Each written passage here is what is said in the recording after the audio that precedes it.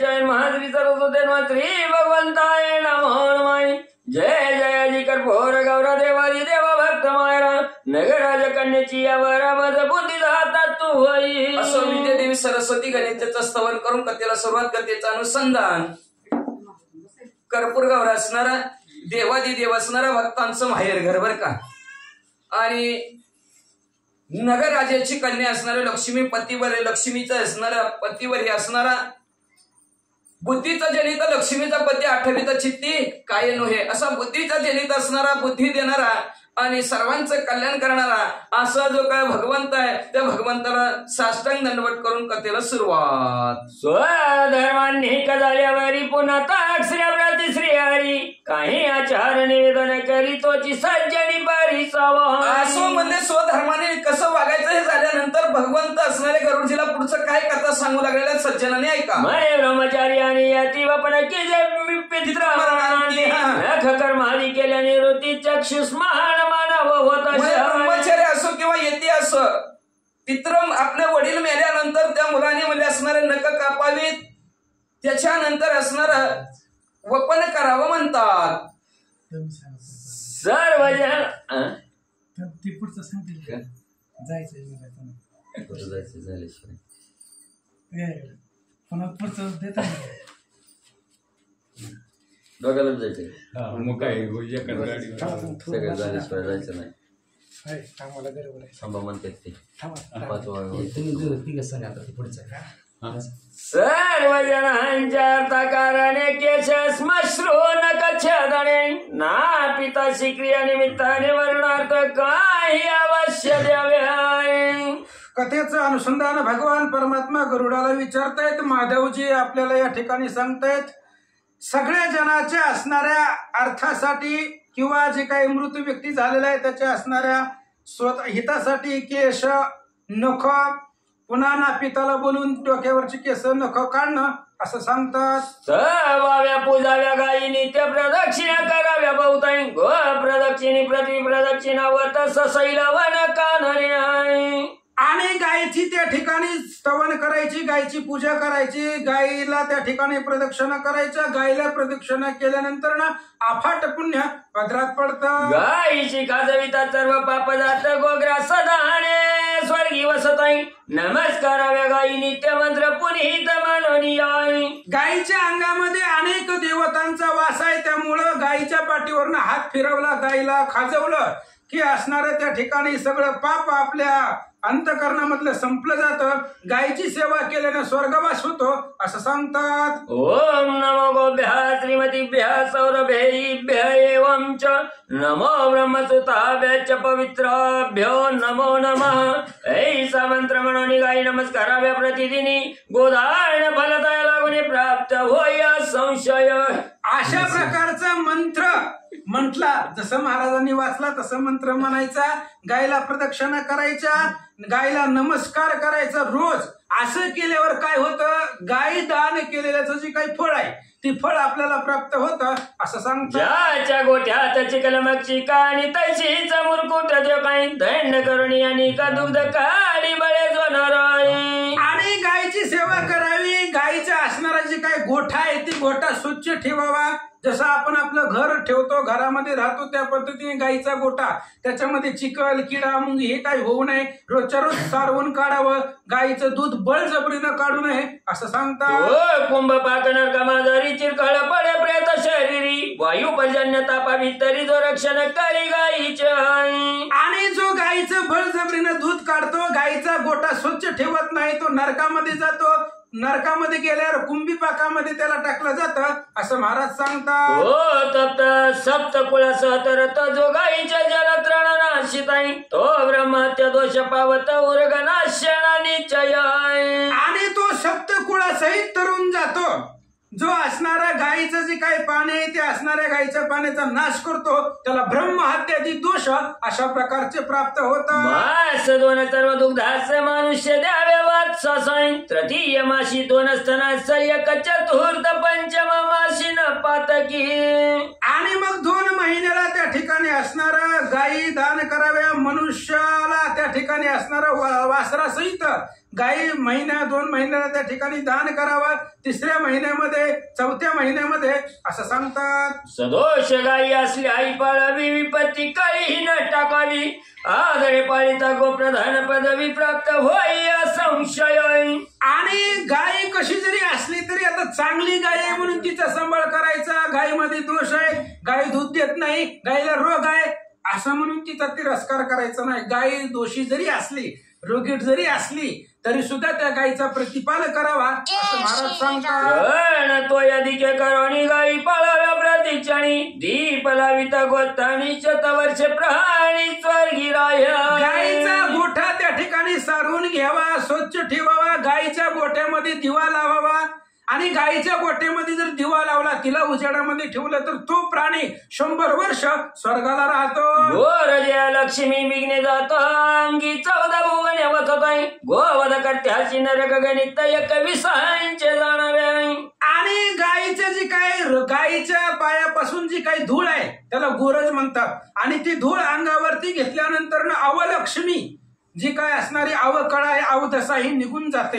विघ्न त्याच्यावरती कुठल्याही प्रकारची येत नाही. तर 14 भुवन त्याच्या घरामध्ये वास करतात असं महाराज बोलतात. गोमूत्र गोमय क्षीरदधी सर्पी कुशनी रो, एक रात्रोपवाचे स्वपाक वतनर शुद्ध होई निश्चय.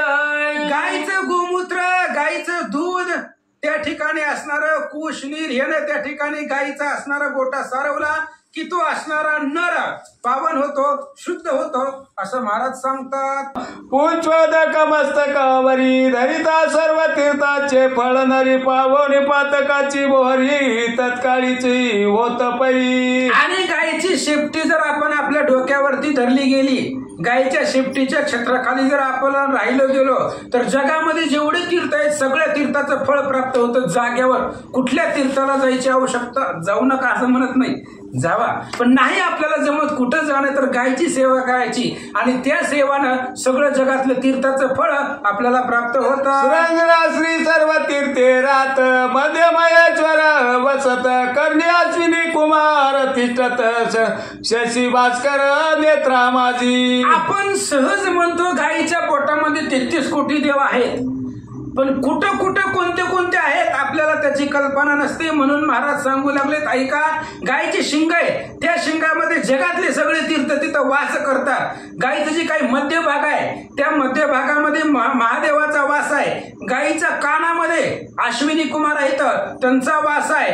गायीच्या डोळ्यामध्ये चंद्र आणि सूर्याचा वास आहे असं सांगतात. कंबल स्थानिक व कंबल नाग, ओंकारी सरस्वती सांग, कंठस्थानी वेदनिष्ठंक, कुगुदस्थानी हिरण्य गर्भ. गायीच्या गळ्याचा जो खालचा भाग आहे त्याला कंबल म्हणतात आणि त्या कंबलाच्या ठिकाणी नागदेवतेचा त्या ठिकाणी वास आहे, सरस्वतीचा वास आहे. कंठ जो आहे गायीचा, त्या गायीचा कंठाच्या ठिकाणी वेदाचा वास आहे, वेद तिथं राहतो असं महाराज सांगतात. विष्णू जीवनी नाचकी पवन वरुण वष्टी पितर प्रष्टी जाण, स्तन समुद्र धर्म पदस्थान पृथ्वी जाण वक्षस्थळी. गायीच्या असणाऱ्या नाकामध्ये पवनाचा वास आहे, गायीच्या असणाऱ्या हृदयामध्ये भगवान श्री विष्णूचा वास आहे, गायीच्या होठामध्ये वरुण देवतेचा वास आहे, गायीच्या पाठीवरती पितृलोकांचा वास आहे, गायीच्या स्थानामध्ये समुद्र राहतो, गायीच्या पायामध्ये धर्म राहतो, गायीच्या जी काही वक्षस्थळ आहे त्या ठिकाणी पृथ्वी वास करते असं महाराज सांगतात. मोठी अग्नी जगनी रुद्र लक्ष्मी योनिस्थानी स्थिर, जिवे पावती कुची रश्मी भास्कर खुरानी गंधर्व वस्ताती. गायीच्या मुखामध्ये अग्नीचा वास आहे. गायीची जे काय असणारी पाय आहेत त्या पायाचा असणारा गुडघ्याच्या खालचा भाग जगण म्हणतात, तिथं महादेवाचा वास आहे. पुन्हा असणाऱ्या जिभेवरती पार्वतीचा वास आहे. गायीच्या असणाऱ्या शेपटीमध्ये चंद्र आणि सूर्य राहतो असं सांगतात. गोमयी गंगा यमुना मूत्री जाण, रेवाग्रत दधी गोमूत्री पावन, आयशी सर्व देवमयी मनोन पात्र सुपिवचित विप्रासी द्यावी. म्हणून अशा प्रकारे सर्व गुण लक्षणयुक्त गायी आहे. त्या गायीमध्ये गंगा यमुना, गायीचं जी मूत्र आहे आपण गोमूत्र म्हणतो, त्या गोमूत्रामध्ये गंगा यमुनाचा वास आहे. पुन्हा रेवा वगैरे जे काही नद्या आहेत, तीर्थ आहेत, त्या तीर्थाचा वास गायीच्या गोमूत्रामध्ये आहे. एकंदरीत जे सगळे देव आहेत ते सगळे गायीमध्ये आहेत, म्हणून अशी गायी ब्राह्मणाला अर्पण करावी. वस्त्रे कुंडले मुद्रिका युक्त सवस्त पूजनीया मंत्रोयुक्त दक्षिणा द्यावी दान साधुगार्थ पंचस्वर्णमित प्रणामतीचे. आणि मग अशा प्रकारचं असणारं वस्त्र कुंडल मुद्रिका आणि वास्त्रासहित गायीची पूजा करून ती गायी विप्राला अर्पण करावे. काश्यपात्री तिळ कुश पुचोदक ब्राह्मण अस्ति दान द्यावे देख कृष्ण देनू वैतरणी सांग अत्व द्यावी पाट लावणी. आणि मग जी काय असणारी गायी आहे ती गायी दान करत असताना ब्राह्मणाच्या हातामधून ती गायी दान करायची. काळ्या रंगाची असेल किंवा त्या ठिकाणी वेगवेगळ्या पांढऱ्या रंगाची असेल अशी ही गायी देऊन टाका. ती वैतरणी नदी तारित व्रतभुक्त भोगा हिस्त्रास्तनस्त्रवत यज्ञ दोहा विक्षिरा वच्चे मरत उन्हाळ फिरत जी सदा. आणि अशा प्रकारची गायी दान दिल्यानंतर वैतरणी नदी यमाच्या बंदी म्हणजे यमनगरीला गेल्यावर वैतरणी नदी आहे तिच्यामधून त्या नदीमधून ती असणारी गायी दान केलेलं पुण्य ती तिथून तारून येतं. मग उन्हाळ गायी असेल किंवा एखादी असणारी रोगिष्ट असेल अशी जरी गायी असली अशी गायी देऊ नये असं सांगतात. आयशी गायी न द्यावी दान कपिला जो देईल सुलक्षण हातवा घेता ब्राह्मण स्वर्गस्थान पावती दोघे. अशा प्रकारची गायी न द्यावी. कपिला गायी गायीमध्ये सगळ्यामध्ये श्रेष्ठ आहे ती गायी द्या. आणि गायी देणारा आणि गायी घेणारा जो ब्राह्मण आहे देणारा आणि घेणारा दोघेही स्वर्गाला जातात. ब्रह्मलोकी रोम संख्या बसत उभयमुखी वच पाय दिसत गोदान केल्या पृथ्वी दत्त केल्याचे प्राप्त पुण्य होई. आणि ब्रह्मलोकामध्ये जेवढे असणाऱ्या केस अंगावरती आहे तेवढं वर्ष तो ब्रह्मलोकामध्ये राहिला जातो. आणि गायी दान दिल्यानंतर पृथ्वी दान केलेल्याचं पुण्य त्याच्या पदरामध्ये प्राप्त ग्रप्रत संतो गायी पृष्ठभागी वसतू गायी हृदयी नित्य राहतू गायी मध्ये मी वसे नित्य. भगवंत सांगतात मी गायीच्या हृदयामध्ये राहतो गायीमध्ये माझा वास आहे म्हणून त्या ठिकाणी असणारी गायी पूजायुक्त विधानानं दान करा असं भगवंत बोलतात. सर्व गोदानी हा मंत्र बोलिला से खगेश्वर आशक्ता असल्या मनुज पार निष्कस्वर्णात्वार जत. आणि मग अशा प्रकारची असणारी गायी द्यावी. अशक्त जरी असेल उन्हाळ जरी असेल तरी असणारी गायी देऊन टाकायची. शुष्क सुवर्ण अथवा रजत अशा प्रकारच्या गायी देऊ नये. दयाचे करावे दान विषय गुंजा निष्काम मान समर्था सोनी करिता शटपन फल संपूर्ण न पावे तो. आणि शक्ती असेल म्हणजे अशक्त दाता जर अशक्त असेल तर त्यानं थोडं निष्क सुवर्ण किंचित अशा प्रकारचं सुवर्ण द्यावं. जर दाता समर्थ असेल देण्याची दानात ऐश्वर्य असेल आणि असं असून सुद्धा जो दान करत नाही तो असणारा अधोगतीला जातो असं सांगतात. प्रेत कर्म करता आणि प्रेत दोघे तद्गती ते पावत दाना माझी तीन मुख्य भूत प्रेतोपकार करत बोलिली. आणि ज्याच्याकडे सर्व ऐश्वर्य आहे पण देताना गायी देत असताना त्या ठिकाणी शटपणा करतो देऊ वाटत नाही दान धर्म करू वाटत नाही असा. मग ज्याच्या घरामध्ये तो जो व्यक्ती मृत झालेला आहे त्याच्या घरचा आणि मृत झालेला दोघेही अधोगतीला जातात असं महाराज सांगतात. ते कुंभ नित्य दीपाष्ट विजय पदातील मात्र आजे पात्र प्रसिद्ध उपान देता सुखा गाद प्राप्त होई प्रेताशी. आणि मग प्रेताला सुख प्राप्त होतं म्हणून असणाऱ्या त्या ठिकाणी दिवा दान करावा कुंभदान करावा. अष्टविध प्रकारचे आहेत.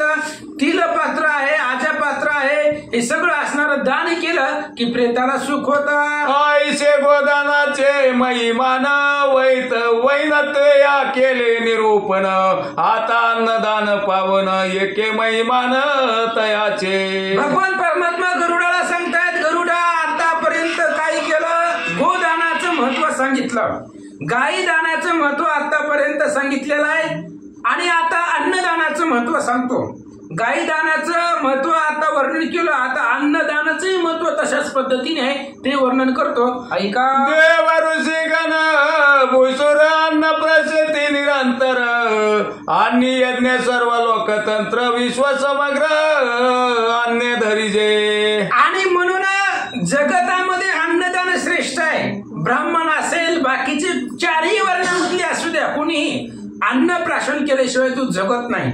म्हणजे पृथ्वी तलावरचा प्रत्येक जण अन्न लागतं जगण्यासाठी, म्हणून अन्नदान जगामध्ये सर्वश्रेष्ठ आहे. प्रत्यक्ष अन्नमय प्राण हे सर्वत्र विंदान आसो स्व कुटुंब ही पिढून अन्नदान ब्राह्मणाशी द्यावे. प्रत्यक्ष अन्नमय प्राण आहे. आपण अन्नाशिवाय जगू शकत नाही. अन्न असेल तरच जिवंत राहतो.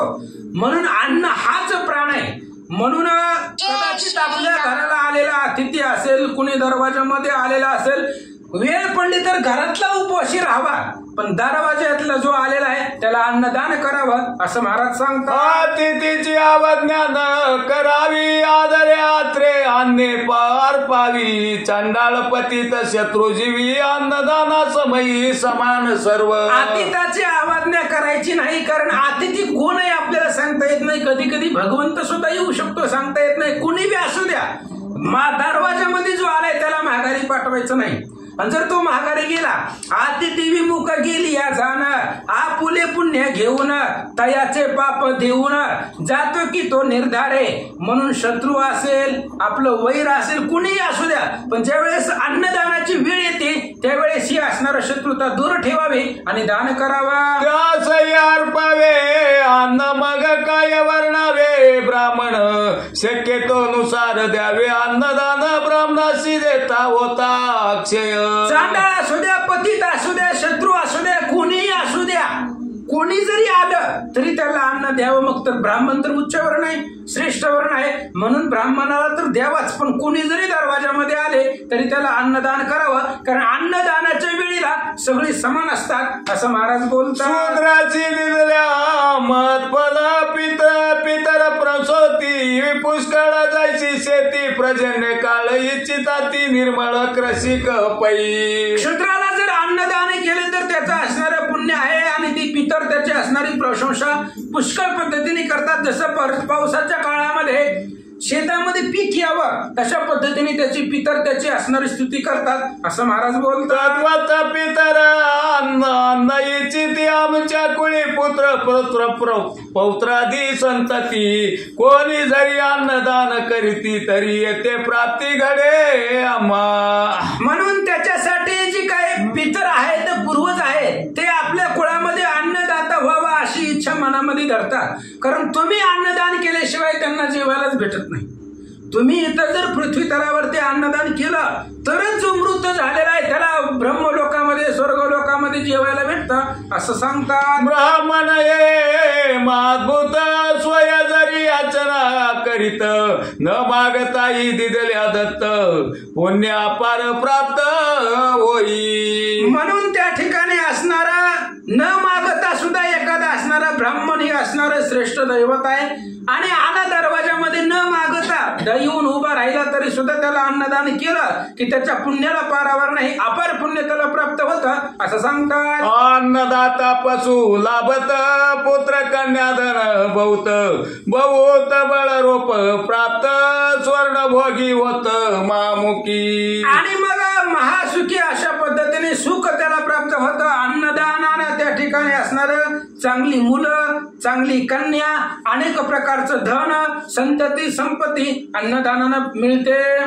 अन्न प्रत्यक्ष करी तृप्ती अन्न सुद्धा निवारे निश्चिती. अन्नदाते स्वर्गाशी जाती देव पूजती तयाते. अन्न ही मनाची तृप्ती करतं. अन्न असंच एक दान आहे की मनाचं समाधान होतं.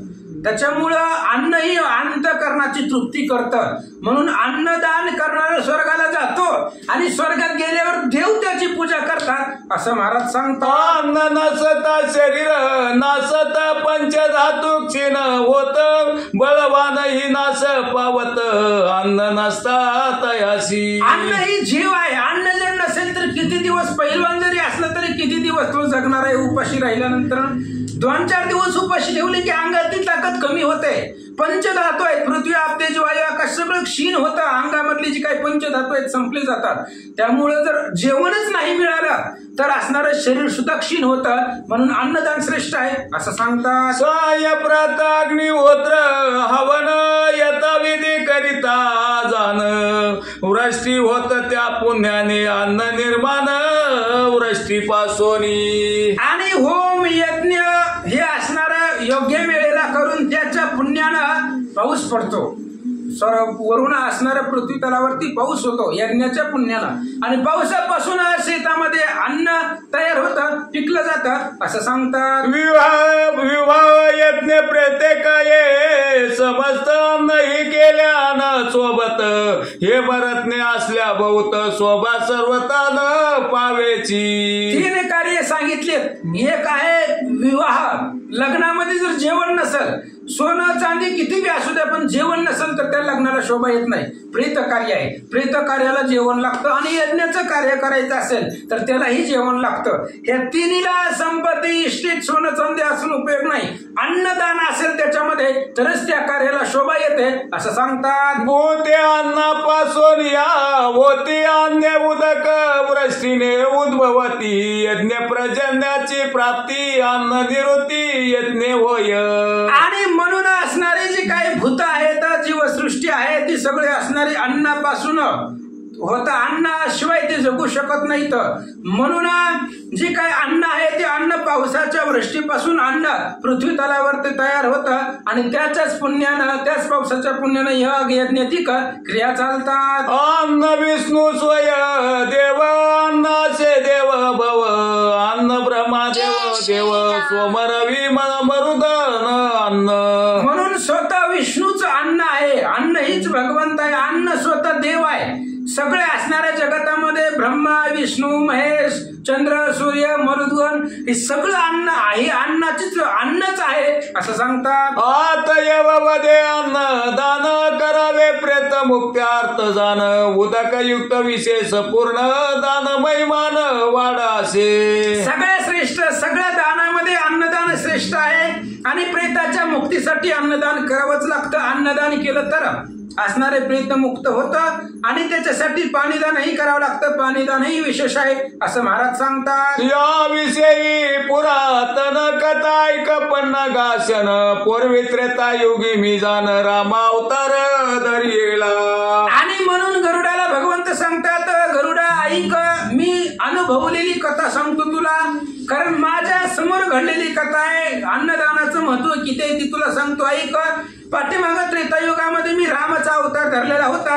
तेव्हा काय झालं? अवतारी अगस्तीने कथन केले मज कारणे ते ऐक एकाग्र मने निरूपण करतो जे. आणि त्यावेळेस त्या अवतारामध्ये अगस्ती ऋषींनी मला ही कथा सांगितलेली होती. अन्नदान किती श्रेष्ठ आहे.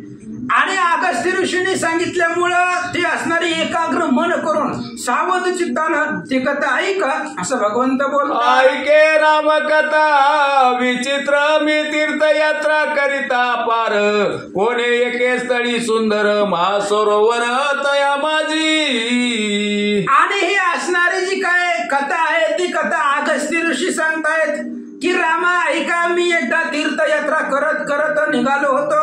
आणि तीर्थयात्रा करायला जात असताना एक भव्य दिव्य वन होतं. आणि त्या वनामध्ये एक सरोवर होतं.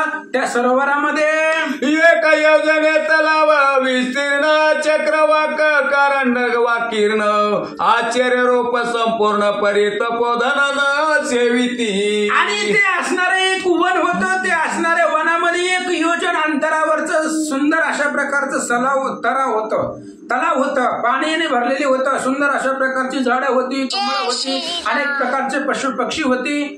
पण आश्चर्य होतं की त्या वनामध्ये कोणीही तप करत नव्हतं. मनुष्य जीव त्या वनामध्ये नव्हता असं मी पाहिलंय असं अगस्ती ऋषी रामाला सांगतात. सरोवर टाकी एक रात्री मी राहिलो रावणारी उदक पावता तमारी तटाकावरी मी गेलो. आणि रामा त्या वनामध्ये मी राहिलो, बसलो. आता काय असणाऱ्या वनामध्ये आलो म्हणून त्या असणाऱ्या वनामध्ये मी राहिलो गेलो, वास केला. आणि संध्याकाळ झाली, अंधार पडला, म्हणून त्या सरोवराच्या तटावाला मी येऊन उभा राहिलो होतो. तेव्हा काय झालं, तव ते पाहिले अपूर्व सुपुष्टानी अजर शव उदकाच्या समीप अभिनव दे कोणी विस्मय मज झाला. आणि रामा त्या असणाऱ्या सरोवराच्या किनारी मी उभा राहिल्याबरोबर निवांत 2 मिनिटं असणारे त्या ठिकाणी राहिल्यावर त्या पाण्यामध्ये पाहिलं गेले एक भव्य दिव्य प्रेत होतं आणि त्या पाण्यावरती त्या ठिकाणी वास करत होतं, पोहत होतं. मी पाहिलं गेलं आणि सपुष्ट होतं. त्या असणाऱ्या प्रेतामध्ये सगळं मांस वगैरे सगळं पुरेपूर होतं. अशा प्रकारचं भव्य दिव्य प्रेत त्या सरोवरामध्ये मी पाहिलं, असं महाराज सांगतात. एक मुहूर्त चिंतन करीत उगाची राहिलो तटस्थ काय हे अपूर्व दिसत ऐसे चिंतन करीत असत. आणि त्या असणाऱ्या सरोवरामध्ये एक असणारं दीर्घ प्रेत पाहिलं. काय असावं याचा असणारा मी विचार करत होतो. एक मुहूर्त 45 मिनिटं मी तिथं उभा राहिलो आणि राहिल्यानंतर मी विचार करत असताना एक अपूर्व पाहिलं. काय, एक मुहूर्त लोटल्या वरी विमान पाहिले मनोजवा परी येत तयांच्या दिवे शरीरी हंस विमानी बैसला. आणि त्यावेळेस एक मुहूर्तापर्यंत मी विचार करत होतो आणि तेवढ्या वेळामध्ये आकाशामधून मला एक विमान दिसलं आणि त्या असणाऱ्या विमानामध्ये दिव्य अशा प्रकारचा असणारा दिव्य शरीराचा एक कुणीतरी असणारा भला मोठा दीर्घ व्यक्ती त्या असणाऱ्या विमानामध्ये बसलेला मी पाहिलं, असं सांगतात. त्या विमानामध्ये 500 अप्सरा संघ सेवा करीत सर्व सुंदरी अलंकार मंडित रमवित तया प्रती. त्या विमानामध्ये 500 स्त्रिया होत्या, अप्सरा होत्या, त्या स्वर्गातल्या स्वर्गभूषण आहेत त्या. आणि सुंदर अशा प्रकारच्या 500 अप्सरा त्या असणाऱ्या विमानामध्ये होत्या आणि सर्व असणारा अलंकार मंडित होत्या. आणि त्या विमानामध्ये जो पुरुष होता त्या पुरुषाचं मनोरंजन करण्यासाठी एवढ्या स्त्रिया होत्या, असं अगस्त्य महाराज सांगतात. कित्येक गाती कित्येक नाचती कित्येक वादे वाजविती विनापट नाना रीती स्वर्ग वादे मनोहर. काही स्त्रिया गायन करत होत्या, काही वाद्य वाजत होत्या. अनेक प्रकारच्या असणारं विणा आहे, पट आहे, स्वर्गाचं वाद्य आहे जे मनाला प्रसन्न करतं. अशा प्रकारच्या स्त्रिया त्या असणाऱ्या विमानामध्ये एका पुरुषाची सेवा करत असताना मी पाहिलं. तो पुरुष विमानातून देवसंखाच उतरला जाण तृप्तीपर्यंत सेवा मांस भोजन करिता झाला रघुवीरा. आणि रामा ऐका, त्या विमानामधून एक पुरुष उतरला आणि त्या पुरुषाच्या सेवा करायला 500 अप्सरा होत्या, गंधर्व होते. आणि तो असा असणारा दिव्य थाटामाटामध्ये आलेला पुरुष विमानामधून उतरला आणि उतरल्याबरोबर त्या पाण्यामध्ये जे प्रेत होतं ते प्रेत तो असणारा दिव्य पुरुष खाऊ लागला. मी माझ्या डोळ्याने पाहत होतो. मागोती विमानी आरूढता मी तयासी झालो पुसता कोण तू देव संकास असता चरणिंद करीतोसी. आणि तो आल्यानंतर त्या सरोवरामधलं प्रेत खाल्लं, पुन्हा विमानामध्ये बसला आणि निघून चालला. मी त्याला थांबवलं आणि विचारले, बाबा निंद्य कर्म आहे, प्रेत खाणं म्हणजे काय? अरे विमानामधून आला, अप्सरा असणारे तुझ्या सेवा करतात, गंधर्व गायन गातात आणि अशा थाटामाटामध्ये आला आणि प्रेत भक्षण केलं, असं का केलं मला सांग. काय याचे असे कारण आश्चर्य वाटते माझ संपूर्ण तुझ्या आहाराचे श्रवण करावया संपूर्ण इच्छितो मी. अरे बाबा असं का केलं तू? प्रेत भक्षण केलं हे असणार त्या आहार काही प्रेत खाण्याचं काय कारण आहे? त्याच्या पाठीमागचा उद्देश काय आहे? त्याचं कार्य, त्याचं कारण काय आहे हे मला समूळ सांगा, असं मी त्या व्यक्तीला प्रश्न विचारला. आईशी ऐकून या माझी भारती स्वर्गवासी तो प्रांजली सुमती बोलता झाला मज प्रती रघुनंदना शुभाक्षरे. आणि अशा प्रकारचं मी त्याला बोललो त्यावेळेस तो असणाऱ्या पुरुषानं अतिशय मंजूळ आवाजामध्ये मला हात जोडले आणि माझ्या पुढे मंजूळ वाणीला तो जो बोलला तेच रामा तुम्ही ऐका. म्हणे ऐक मुनवर्या माझे व्रत जेणे सुख दुःख मजला प्राप्त कर्माचा दुरित कर्म होत त्वची एक रुची उत्तमा. आणि त्याने सांगायला सुरुवात केली, ऐका महाराज मी प्रेत का खाल्लं त्याचं कारण सांग सांगतो म्हणले सुख दुःख असणारं त्या ठिकाणी जे काही माझं पूर्वव्रत आहे, पूर्वजन्म आहे, ते असणारं सुख दुःख प्राप्त होतं आणि काहीतरी माझ्याकडून कर्म चुकलं म्हणून मला ही प्रेत भक्षण करावं लागलं, असं तो व्यक्ती बोलू लागला. पूर्वी वैदर्भ देशात सुदेव राजा मम पिता विख्यात, लोकत्रयी कीर्ती भरित असता झाला पूर्वयुगी. आणि ऐका त्याचं समूळ कारण तुम्हाला पहिल्यापासून सांगतो. पूर्वी विदर्भ देशामध्ये सुदेव नावाचा राजा राज्य करत होता. तो माझा वडील होता. संपूर्ण त्रिभुवनामध्ये तो असणारा कीर्तिमान होता. आणि असं असताना काय झालं, त्याच्या भार्या दोघी जणी पुत्र झाले तया लागुनी, मी वडील श्वेत मागुनी सुरत दाकुटा झाला. आणि त्या सुदेव राजाला 2 पत्नी होत्या आणि त्या असणाऱ्या दोन्ही पत्नीला एक मुलं झाली. आणि मग माझं नाव श्वेत होतं, मी ज्येष्ठ होतो, थोरला होतो. आणि धाकटा माझा भाऊ सुरत त्याचं नाव होतं. अशी तो व्यक्ती आपली पूर्वजन्मातली कथा सांगू लागला. अनंतर पिता पावला मरण, पौरी केले मजाबी, सिंचन राज्य केले नाय करून बहुत दिन वर्ष सहित. कालांतरानं पिता मरण पावलं, वय झालं, तो मेला, स्वर्गवास झाला. बाप मेल्यानंतर मोठा मुलगा मीच होतो म्हणून मला राजगादीवरती बसवलं. मी सुद्धा धर्मानं राज्य अनेक वर्षपर्यंत केलं, असं तो सांगू लागला. प्रजा पाळिल्या पुत्रा परी, परंतु ब्रह्मदासी मी संवारी, अन्न नदी दिले सतपात्री, दाने बहुत अन्य केली. अहो महाराज, मी जिवंत असताना खूप दान केली हो. एवढी राजा होतो त्याच्यामुळे अफाट दान केली. प्रजा मुलाप्रमाणे प्रजेचं पालन केलं. ब्राह्मणाला त्या ठिकाणी ब्राह्मणाचंही प्रतिपालन केलं. फक्त एक चूक माझ्याकडून घडली, ते म्हणजे मी अन्नदान कोणालाच केलं नाही. ब्राह्मणाला बी केलं नाही, अतिथी आलेला होता त्याला बी केलं नाही, अन्नदानच मी कोणाला केलं नाही, असं तो सांगू लागला. मग प्रवेशलो तपवन कुंभोद्भवा तेची हे जाण, मृग पक्षी वर्जित संपूर्ण ऐशावनी प्रवेशलो. मग राज्य करत करत करत करत मला असणारा पुन्हा जीवनाचा कंटाळा आला. माझा असणारा लहान भाऊ सुरतला राज्य दिलं आणि मी हे असणाऱ्या वनामध्ये, जिथं मृग पशु पक्षी कुणीही नाही, अशा वनामध्ये मी आलो. तीच ही वन आहे, असा अगस्त्य ऋषीला तो बोलू लागला. सुरताची राज्य दिले म्याये सरोवर सेविले, येथे दारोनी तप मांडिले सहस्त्र संख्या समस्तर.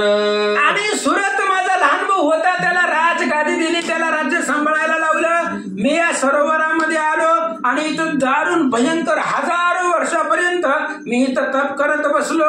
मग मी पावलो मरण झाले दिव्य शरीर दैदिप्यमान, विमाना माझी बैसोन ब्रह्मलोका प्रती पावलो. आणि मग मी दैदिप्यमान दिव्य देह प्राप्त झाला. मला तप केलं, हजारो वर्ष आयुष्यभर धर्मानं वागलो होतो.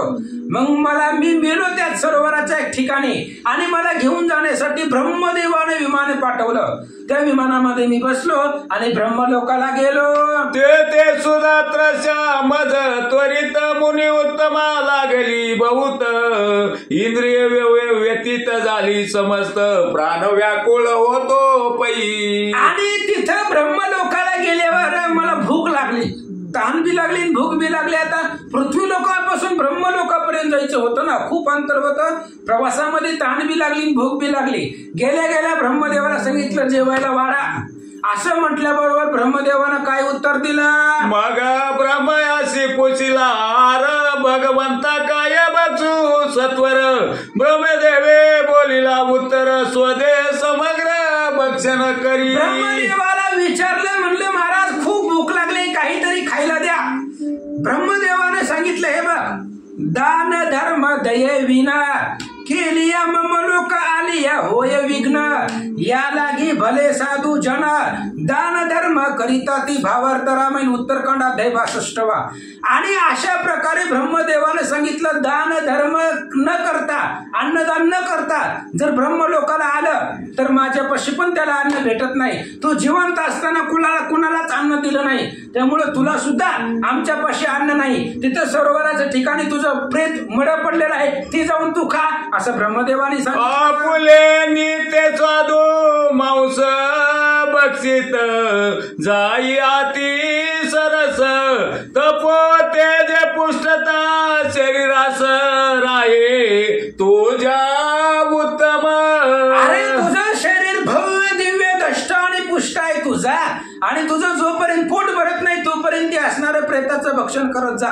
त्या प्रेतामधलं मांस वगैरे काही संपणार नाही. तुझ्या असणाऱ्या जी काय भूक आहे ती भूक तुझी भागेल असं ब्रह्मदेवाने सांगितलं. आकाश ते राजा पूर्व काळी अन्नदान न केले त्वा भूतळी संन्यासी अतिथी ग्राजवळी आल्याही मोहन दिदले अन्नत मी. अरे बाबा श्वेता, तुला स्वतःच प्रेत मड खाण्याचं काय कारण आहे? कशामुळे आम्ही खायला लावतोय? अरे तू जिवंत असताना कधी अन्नदानच केलं नाही. अन्ना समान नसे दान, व्रत नसे एकादशी समान, देवी दशरथ नंदना समान, आन नाही धनुर्धर. भगवान अश्वमेध मधली उभे असू द्या, अशा पद्धतीने अन्नासारखं दान नाही, आणि ते अन्नदान तू कुणालाच केलं नाही. अरे पृथ्वी तलावरती जिवंत असताना ब्राह्मणाला केलं नाही, अतिथीला केलं नाही, म्हणून आमच्या लोकांमध्ये सुद्धा तुला जेवायला नाही. ब्रह्मदेव सांगतात, त्या दोषे सुद्धा त्रस्ना स्वर्गी बाधे पुरुष पुण्य पुरुष परिहार याचा सहसा स्वर्गा माझी नसेची. तुला इथं स्वर्गामध्ये आल्यावर भूक आणि तहान लागते, त्याचं कारण म्हणजे तू पृथ्वी तलावरती अन्नदान केलंच नाही, आणि त्याला दुसरा असणारा उपाय आमच्याकडे काही सुद्धा नाही. अशा प्रकारचं अन्नदान न करता जर मेला आणि स्वर्गाला आला तर त्याला असणारा त्याच्या परिहारासाठी किंवा त्याला जेवण देण्यासाठी किंवा ते पुण्य नष्ट करून त्याला प्राप्त करून देण्यासाठी दुसरा परिहारच इथं नाही. म्हणून जा आणि तुझं प्रेत भक्षण कर, दुसरा पर्याय नाही. यास्तव शरीर पुष्ट मांस बक्षित जाई अमृत रस समान त्राप्ती तुझे मानस नित्य पावत जाईल पै.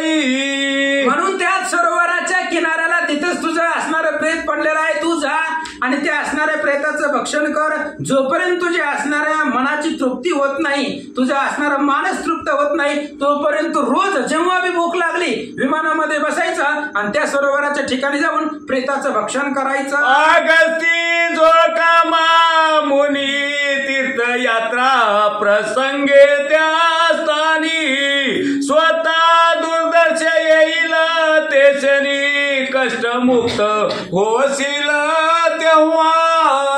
आणि अगस्ती महाराज फिरत फिरत येतील, तिथं तीर्थयात्रा करत करत येतील, आणि अगस्ती महाराज तिथं आल्यानंतर ना त्यांचं दर्शन तुला होईल, आणि ते तुला भेटल्यानंतर ना हे जे काय असणारं प्रेत तुला नित्य खावं लागतंय त्याच्यामधून तुझी सुटका होईल, तुझा उद्धार होईल असं ब्रह्मदेवाने सांगितलं. सुरा ते आहार द्यावया पुरते सामर्थ्य असे त्या मुनी ते येते ते तुझी कथा कायसी. अरे बाबा, तुला अन्न देण्यास ते असणाऱ्या महाराजाकडे सामर्थ्य तर आहे यार, एवढं ताकद आहे त्या अगस्ती महाराजाकडे. ब्रह्मादिक देवांना त्रिभुवनाला जीव घालण्याचं सामर्थ्य त्यांच्याकडे आहे. मग तुझा उद्धार काय करणार? तुमचा उद्धार निश्चितच करतील. जोपर्यंत त्यांची भेट होत नाही तोपर्यंत तुला तुझं असणारं प्रेत भक्षण करावंच लागेल. ब्रह्मदेव बोलतात, त्याची मी विधी वाक्य ऐकून बिबिचार करी अनुदिन ऐसा बहुत वर्ष गण भोजन करीत पै गेला. आणि त्या असणाऱ्या एका आशेवरती ब्रह्मदेवाने सांगितलं होतं अगस्ती महाराज भेटतील, आणि अनेक वर्ष झालं मी असणाऱ्या माझ्या ह्या बिभत्स आहार आहे, ह्या प्रेताचा आहार मी अनेक वर्षापासून करतोय, असं तो व्यक्ती बोलू लागला. बक्षिता शरीर नाही सरले माझे मन तृप्ती पावले, या कष्टापासून उदरिले मुनी तमा पाहिजे तो. आणि अगस्ती महाराज तुम्ही कसे साधू संत आहात. हनुमंत म्हणे रायासी दुःख निवेदावे साधूशी, ते तात्काळ तयासी उपायासी योजिला. कोणतंही दुःख साधू संताला सांगावं, बाकीच्याला सांगत बसण्यापेक्षा. अहो तुम्ही असणारे साधू संत आहात, या कष्टापासून माझी मुक्तता करा. अहो रोज खातोय तरी प्रेतच संपना गेलंय, हे असणारं प्रेत संपत नाही. आणि माझं असणारं प्रेत खाऊन खाऊन खाऊन मनाला कंटाळा आलेला आहे. आणि ही जी काही कष्ट आहे, ह्या कष्टामधून माझी सोडवणूक करा. कुंभ येऊने तुझा वाचोनी उद्धरिता नसे अन्य कोणी, ब्रह्म ऋषी प्रसाद करावया लागोनी, योग्य आहे श्री ऋषीश्वरा. अहो भगवंता असणारे अगस्ती महाराज, तुमच्याशिवाय उद्धरणासाठी मला कोणी सुद्धा नाहीये, कारण तुमच्याशिवाय दुसरा कोणीही समर्थ मला उद्धरू शकत नाहीये.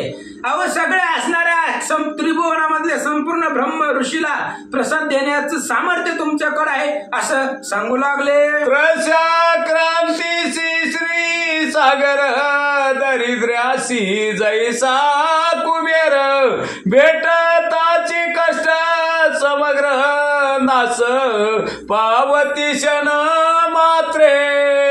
आणि जी काही तृषाकांत आहे, ज्याला तहान लागले त्याला समुद्र देण्याचं ताकद आहे तुमच्याकडे. अहो ज्याला तहान लागली पाणी शोधण्यामध्ये जाऊन त्याला समुद्र मिळावं, त्याला जसा आनंद होतो.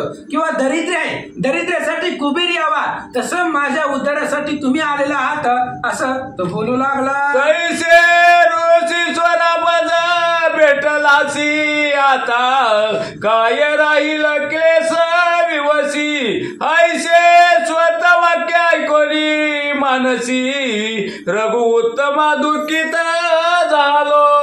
आणि त्या असणाऱ्या व्यक्तीने सांगितलं, महाराज तशा पद्धतीने तुम्ही मला भेटलेला आहात, आणि आता जर तुमचं दर्शन झालं मग मला दुःख आणि क्लेश राहणार आहे का. त्याचा असणार ही जे काही प्रवास आहे त्याचं दुःख मी श्वेताचं ऐकलं, आणि रामा मला सुद्धा दुःख वाटलं. मनी दया उपजली तदुतार्थ वस्त्राभरणे घेतली, राजा ऋषीची पूर्व काय नसली, एकची राहिले दिव्य शरीर. आणि मग मला त्याच्यापासून दया निर्माण झाली, आणि त्याच्या उद्धारासाठी मी दिव्य अशा प्रकारची वस्त्र आभरणं घेतलेली होती. आणि ती वस्त्र आभरणं घेऊन त्याची असणारी मुक्तता मी केली, त्याला दिव्य अशा प्रकारचं शरीर प्राप्त झालं. आणि त्याच्याकडून घेतलेले हे जे काही वस्त्र अलंकार आहेत, हे वस्त्र अलंकार पुन्हा अगस्ती ऋषी रामचंद्राला परिधान करायला देतात. 2 मिनिटांमध्ये सांगतो ही कथा. अगस्ती ऋषींनी रामालाच का सांगितली, तर असं झालं होतं, अयोध्येमध्ये 5 वर्षाचं लेकरू मेलं होतं, म्हणून सगळी म्हणू लागली रामामुळे मेलं. रामचंद्र त्याचा शोध घेण्यासाठी गेले. एक असणारा ब्राह्मण पश्चिम दिशेला धूम्रपान करत होता, रामाने त्याला मारलं, बाळ उठवला. येता येता अगस्ती ऋषींचा आश्रम भेटला. अगस्ती ऋषींनी सांगितलं ही दिव्य वस्त्र परिधान करा. रामाने विचारलं ही वस्त्र कोणाचे. त्यावेळेस ही असणारी कथा आहे श्वेताचं जी काय आत्मकथन आहे ती अगस्ती ऋषींनी रामाला सांगितलं, आणि तीच वस्त्र रामाला परिधान करायला दिली, असं सांगतात. तृप्त झालो म्हणून नमस्कार करोनिया राजा नंदन, विमाना माझी बाई सोन लोक ब्रह्म लोकाप्रती गेला. त्याचा उद्धार झाला, त्याचा असणाऱ्या या संकटामधून कष्टामधून मुक्तता झाली. नमस्कार केला अगस्ती ऋषींना त्या श्वेतानं, आणि तो विमानामध्ये बसला, ब्रह्मलोकाला निघून गेला. यास्तव रामान्नदान भूतळी करावे अनुदिन, अन्नदान करता तयान काय दानेन केली.